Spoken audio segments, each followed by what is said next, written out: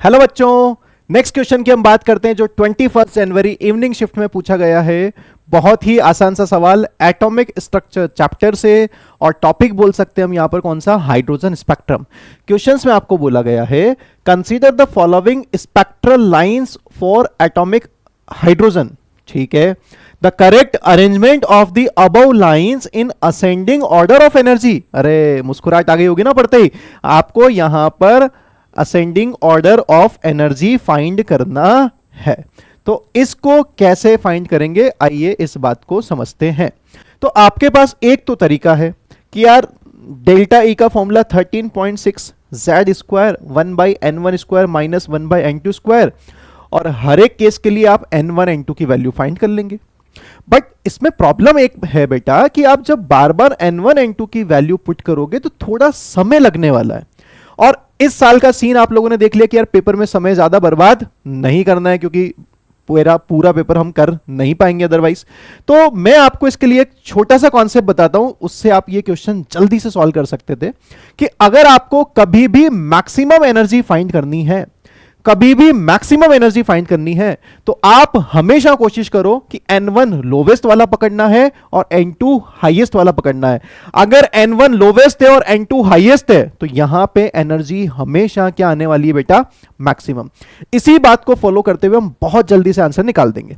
तो सबसे पहले first line of Paschen series. ठीक है मेरे भाई, पास्चन सीरीज का मतलब क्या होता है, पास्चन सीरीज का मतलब n1 की वैल्यू होगी 3। बोलो समझ में आ गया।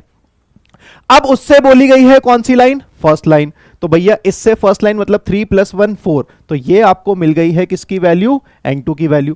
उसके बाद बामर सीरीज, बामर क्या होता है भैया, बामर का मतलब n1 की वैल्यू 2 होती है, और बोला गया है उससे सेकेंड लाइन, तो 2 + 2 4 हो चुका है।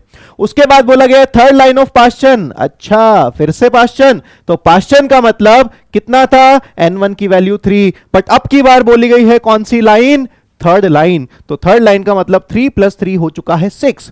और लास्ट में बोला गया है कौन सा, Brackett series. Okay, Brackett series का मतलब n1 की वैल्यू 4 होती है, ये तो पता है ना, लाइमन, बामर, पास्चन, ब्रैकेट। तो ब्रैकेट का मतलब n1 की वैल्यू 4 हो गई, और लाइन बोली है कौन सी, फोर्थ लाइन। तो भैया 4 + 4 8 हो चुका है। तो ये जो गिवन अरेंजमेंट था ABCD, उसको आपने in terms of n1 n2 लिख लिया। अब हम काम करना चाहते हैं कि फॉर्मूला यूज नहीं करेंगे, फिर भी आंसर निकाल देंगे। तो आइए इस बात को समझते हैं।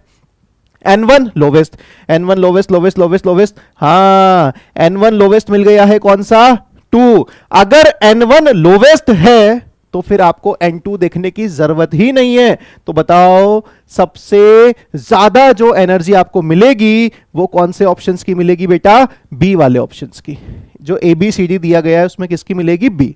उसके बाद अगला ढूंढो। अब ये तो पिक्चर से बाहर हो गया, n1 लोवेस्ट फाइंड करना है, 3 3 4, तो 2 फाइंड करने को मिलेंगे। यहां पे 3 भी मिलेगा और 3 भी मिलेगा, तो n2 की वैल्यू हाईएस्ट ढूंढो। हाईएस्ट कहां मिलेगी, 4 और 6, तो हाईएस्ट कौन सा है बेटा, 6 वाला। इसका मतलब ज्यादा एनर्जी किसकी आएगी, सी वाले की आएगी। किसकी आएगी, सी वाले की, बट ये एनर्जी उससे कम हो जाएगी।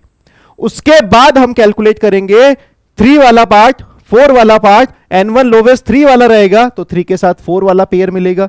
तो अब कौन सा आएगा, ए वाला पार्ट। और सबसे लास्ट में कौन सा बचा है, डी। तो फाइनल आंसर होगा BCAD। ये आपको कहां मिलेगा, BCAD। तो क्वेश्चन का फाइनल आंसर हो चुका है 4। Thank you.